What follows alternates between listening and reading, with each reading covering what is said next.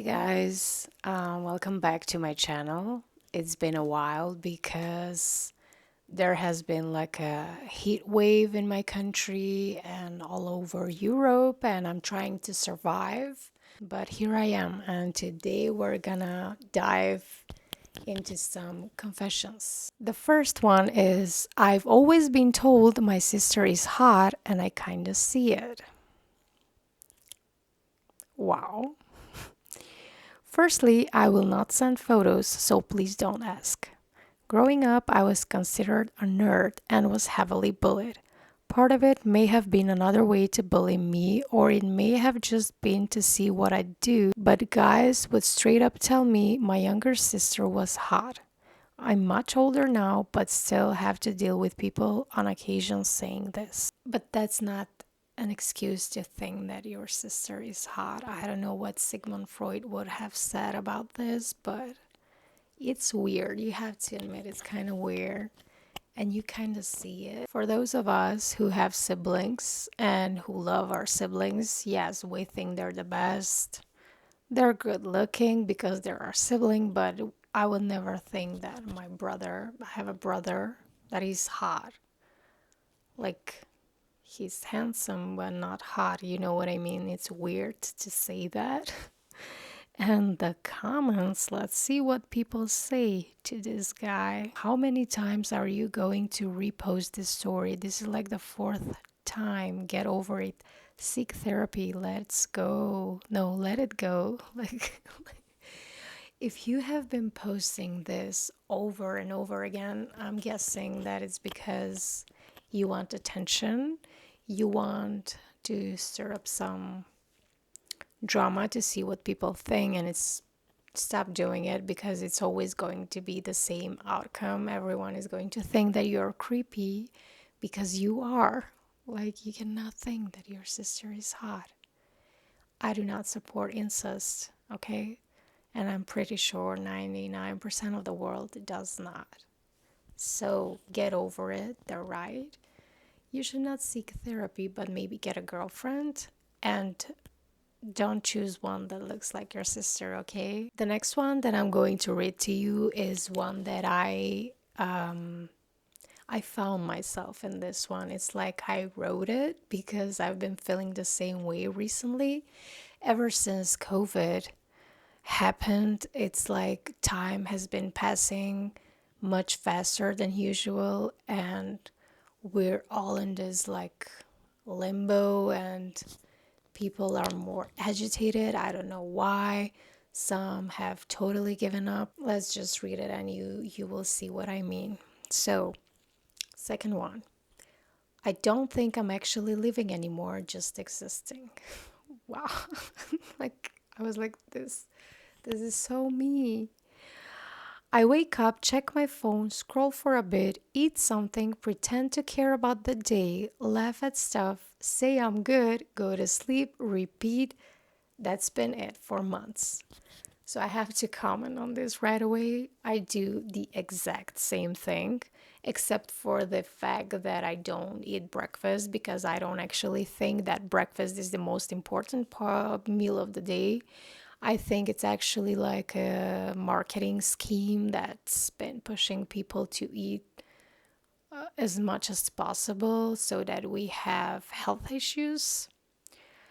I don't know, some people do need it. Those who are like heavily depressed and anxious, they do need a hearty, big hearty breakfast in the morning, but the rest I think do not. I actually think that we should not be eating in the morning at all, and we should, because it keeps us alert, it keeps us ready. We are in this like survival mode. Honestly, I think that you should not eat unless you feel a strong urge to eat, and I'm trying to live like that as much as possible. I completely identify with everything else he noted. Pretend to care about the day, not so much, because I do care about it. It's one of the few counted days that we have on this planet, but I get what he's saying. He pretends. Maybe he pretends to care about the work that he does, the job that he holds, but I do actually care about my day, how I spend it. I try to spend it with the people I love, mostly doing what I like and what I love. The scary thing is, nothing's really wrong. I'm not grieving anyone, I'm not going through a breakup. My life is not on fire, but still there's this weird emptiness that follows me everywhere, like something is missing, but I don't even know what. I felt the same, and I kind of feel the same now, and I can tell you that the moment you stop overthinking that emptiness, it's gonna vanish. I don't feel real most of the time. Conversations feel like scripts. Wow, my own face in the mirror looks unfamiliar. I do not feel connected to anyone. I could disappear and people would just assume I'm busy. Almost everyone who has ever lived on this planet has been struggling with the purpose of our existence and trying to justify our existence and trying to find a meaning. And I'm going to tell you now that, yeah, conversations feel like scripts, but that's why you have to surround yourself with people on your wavelength. Whenever I feel empty like you do, I try to remember that everything matters, but when I'm feeling anxious and stressed, I try to remember that nothing really matters. You know what I mean? Like, I think I'm just tired of faking energy, tired of pretending I have things to look forward to, trying to make a life out of habits and noise. I don't even want help. I just want someone to say this and say, yeah, me too. So, yeah, me too. But I just gave you the advice that you have to listen. Like, just surround yourself with people who will listen to what you have to say. The key thing is to just stop caring so much. Just live, you know? Even if you don't feel like you're living, you are. And just enjoy the temporary experience. Remind yourself that it's going to end one day, someday. You don't know which day. So appreciate it while it lasts. The next one, I also identified with this one. That's why I wanted to read it to you guys. The third one is I was a functioning alcoholic for 2 years and I stopped. Same girl or boy. Like, same. I was a functioning alcoholic like a couple years back. And since I work from home, I am a copywriter, freelance copywriter. And I was thinking in the morning, okay, I can have a beer and still function. No one is gonna check up on me if I am like tipsy.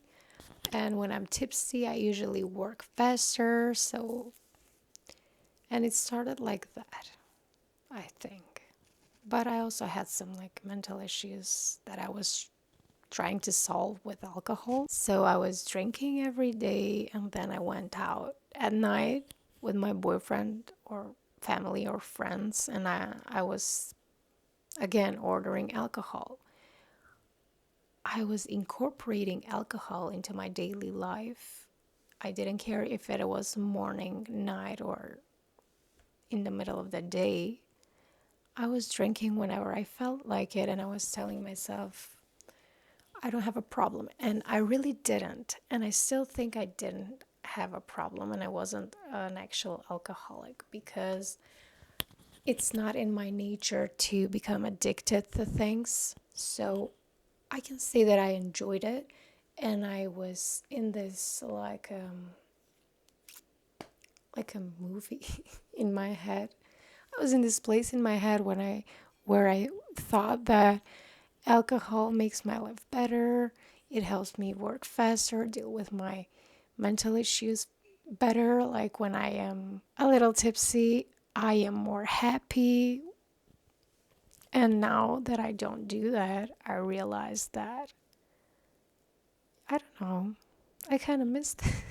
I, male 35, have had a couple of rough years due to severe depression. Maybe I was depressed when I did this and I was just trying to suppress my feelings. I don't know. I'm not sure. I know that I wasn't feeling like an alcoholic, and no one in my life told me like, hey, you need to stop doing this, because I wasn't like drunk all the time. So yeah, let's continue. My wife, female 39, thought a medical doctor herself despised me for it and told me so directly. I had no reason to complain, no financial issues, a good family, a good child, and a good safety net altogether. And this was all true. I still don't know what caused the depression. Like the guy before, you were overthinking everything. You were not living, you were overthinking. That's why it happened to you. And also, I seriously think that us people need to have physical labor, need to do physical labor in our lives. We need to dig, we need to plant things, we need to maybe hunt our food more often and do things like that, like physical labor, work with our hands so that we can feel like we're doing something important, because sitting in front of a computer the whole day or sitting at a desk, it's not really like that, meaningful and productive. And you know what I mean? I seriously think that physical work helps mental health, like it strengthens it. Meds did not work, sports did not work, therapy did not work, so I drank every day, always a bottle of gin. My alcohol of choice was rum, so, but not a whole bottle. One bottle kept me going for like, I had it for like a week or maybe more. So that's why I think I wasn't an alcoholic, but enough about me. Like, during work, remote work, seldom meetings, well paid after work, never in front of the child, took care of him, took care of the household, paid the bills, hated my life for 2 years. Could not stop drinking because I thought I was going to off myself. Wow. Then it stopped. The dark thoughts just stopped one day. Nothing had changed. They were just gone. And I have not touched a drop of alcohol since. The same happened to me naturally. Like, that's why I'm saying maybe we had like this period when we were overthinking and we just needed something to ease the mental struggle, like the mental pain. That's why. And it's not a good choice. It's better than doing drugs, okay, or doing something bad, doing harm to people. Alcohol is not that dangerous unless you're driving, so don't drink and drive. Okay? I totally get it what you were going through. As you said, remote work, you're a remote worker, and I can relate to that as well. Everyone keeps saying to me, and I don't listen because I think I know what's best for me, but they keep saying to me that I should go out and work at an office. If I do that, I will then become a functioning alcoholic. The next two are very funny. They are totally,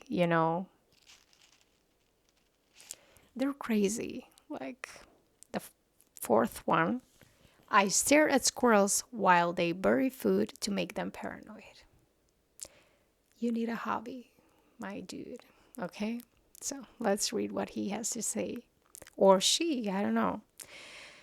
When I'm walking past a squirrel burying food for the winter, I will stare intently at them to make them think I'll come back to steal their foodstuffs. Wow. I have never actually came back to take their food, but I want them to lose sleep at night wondering if I'm raiding their caches. I'm not sure when it started happening, and sometimes I wish I could stop, but whenever I see the old digging squirrels, instincts kick in. To their credit, they continue to dig. I have no comment on this. You need a hobby, and you need to ask yourself, oh, why do you want to make them paranoid? Why do you want to make them lose sleep?